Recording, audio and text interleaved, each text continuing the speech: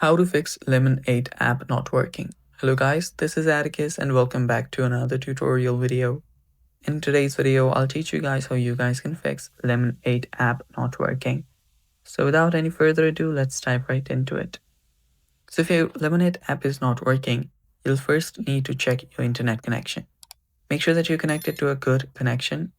You have good Wi-Fi, or you can simply use your mobile data as well. So just choose whichever you want and whichever you're more easier with. After you've done that, you can then come back here. Then you'll need to head over to settings. On your settings, go to iPhone storage. You head over there first, open up your settings, go to general, go to iPhone storage, and right here, search for Lemon.